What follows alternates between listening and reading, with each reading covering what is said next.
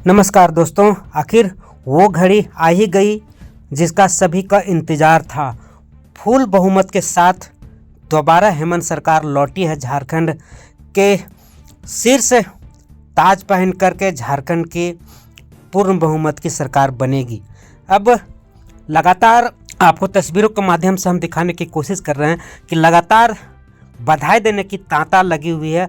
आज उनके बड़े बड़े गाड़ियों में भरकर आए हैं उनको बधाई संदेश देने के लिए। चूँकि कहा गया है कि किसी भी पुरुष के कामयाबी के पीछे एक महिला की हाथ होती है। आज वो कहावत सत्य साबित होते जा रही है। कल्पना के रूप में हेमंत सोरेन को साथ मिला और आज वो कल्पना नहीं हकीकत बन करके जनता के दिलों पर राज कर रही है और झारखंड की जो सत्ता है दोबारा उनके हाथों में आई। देख सकते हैं कार्यकर्ताओं का हुजूम उनके आवास पर मिलने आए हैं। क्योंकि पिता का आशीर्वाद के बिना रह नहीं सकता है कोई। आज हेमंत सोरेन सारे कार्यकर्ताओं के साथ वहां शिबू सोरेन का आवास पहुंचने की सूचना मिलते ही कार्यकर्ता वहां पर पहुंचे और हुजूम हेमंत सोरेन के जिंदाबाद नारा लगाने का सिलसिला जारी हुआ और लोग काफ़ी मात्रा में लोग पहुंचे हुए थे। आप देख सकते हैं तस्वीरों के माध्यम से यहां पर पहुंचे हुए हैं। और आपको हम बताते चले कि हेमंत सोरेन दूसरी बार लगातार मुख्यमंत्री का रिकॉर्ड बनाए हैं। 3 बार शपथ ग्रहण लेंगे। हेमंत सोरेन लगातार विवादों में घिरे रहे। धरना प्रदर्शन, कोरोना, जेल जाने का सफ़र तक तय किए हैं। इन सारी तमाम बाधाओं को पार करते हुए आज प्रचंड बहुमत से झारखंड में सरकार बनाने जा रहे हैं। क्योंकि बीजेपी ने जिस मुद्दे को लेकर के झारखंड में चुनाव जीतने की रणनीति बनाई, शायद वो सही तरीके से जनता के पास वो मैसेज नहीं पहुंचा पाए।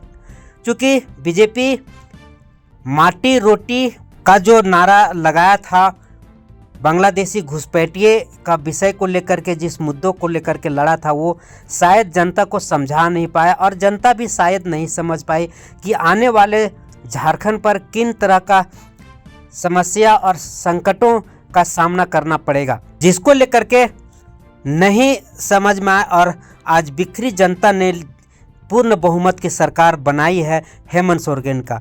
हेमंत सोरेन हमेशा से कहते आ रहे हैं कि हमें गैर आदिवासियों की वोट की ज़रूरत नहीं है। क्योंकि कई भाषणों में उन्होंने साफ तौर पर कहा है।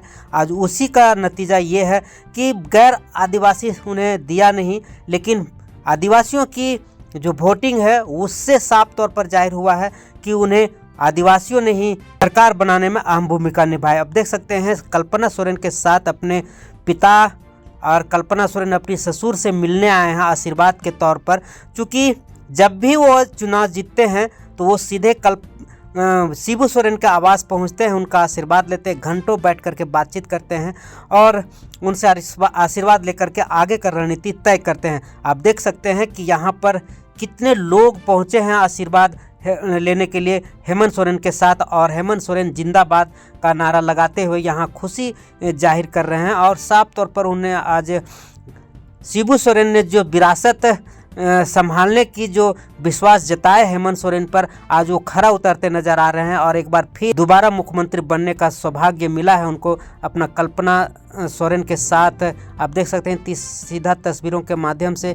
और यहाँ पर आप जा रहे हैं, मिलेंगे, आशीर्वाद लेंगे और उसके बाद फिर अगला रणनीति तय करेंगे कि आखिर कब शपथ लिया जाएगा और क्या झारखंड के जिन मुद्दों को लेकर के लड़ा जाए उसको लेकर के रणनीति बनाई जाएगी। क्योंकि साफ तौर पर यह साबित हो गया कि जनता क्या चाहती है। जनता जो है सो फ्री का जो लॉलीपॉप है उससे खुश हो जाती है। जो मैया समान योजना हेमंत सोरेन ने जो लॉलीपॉप देने का काम किया जनता को, आज 62% महिलाओं ने हेमंत सोरेन को वोट दे करके भारी मतों से जिताने का काम किया है, जिसको लेकर के आज तीसरी बार मुख्यमंत्री बनेंगे। चूँकि जेल जाने के बाद फिर वो टेम्पई सोरेन ने मुख्यमंत्री बनाए थे और उनके आने के बाद फिर वो सीट वापस ले लिए और दूसरी बार मुख्यमंत्री बने और आज फुल बहुमत की मुख्यमंत्री बनेंगे, जिसको लेकर के गहमा गहमी तेज है।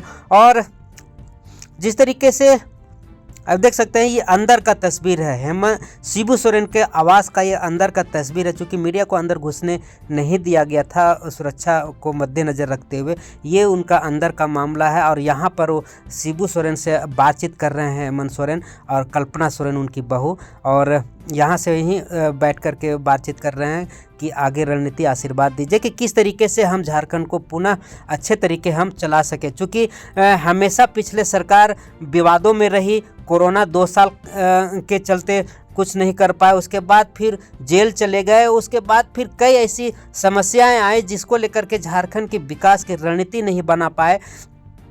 तो अभी वैसे कोई माहौल नहीं है, और अब जो पूर्ण बहुमत की सरकार बनी है वो कहीं न कहीं अब झारखंड को विकास की रास्ता साफ हो गई है। यही सोच करके जनता ने भी इन्हें चुना है कि दोबारा चुन करके जनता की जो सेवा है, जनता की आकांक्षाएं है वो पूर्ण कर सके हेमंत सोरेन। देख सकते हैं पटाखों की ये लड़ी जो रंग बिरंगा आसमान में खिल रहा है, वैसे ही झारखंड के आने वाला समय शायद ये नसीब हो कि वो विकास या फिर समस्याओं पर पूर्ण विराम लग सके। अब ये देखना है कि पिछले 5 सालों से बीजेपी सत्ता से दूर है, अब नहीं लगता है कि पुनः सत्ता में लौट पाएगी बीजेपी, क्योंकि जिस मुद्दे को लेकर के वो लड़ रही थी वो मुद्दा जनता को समझ में नहीं आई।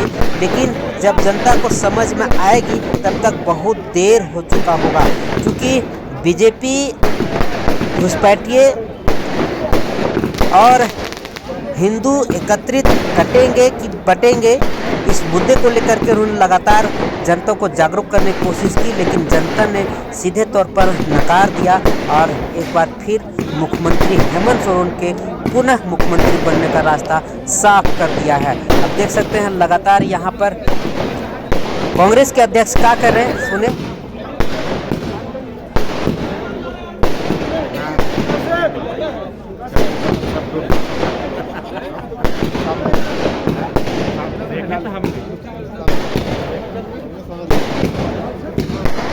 और हमारी जो 7 गारंटियां हम लोगों ने रोड मैप बनाया, जो बीते समय में चाहे कोरोना काल हो चाहे दूसरे समय हो, 5 साल जिस तरह से गठबंधन की सरकार ने झारखंड के लोगों की सेवा की, वह उपलब्धियां के साथ साथ अभी जो 7 गारंटियां रोड मैप के रूप में हम लोगों ने रखा जनता के सामने, उस पर हम लोगों को यह मत मैंडेट भारी संख्या में। आपके गृह विधानसभा क्षेत्र सिल्ली भी गठबंधन जीत गया है। निश्चित रूप से सिल्ली जितना ही था।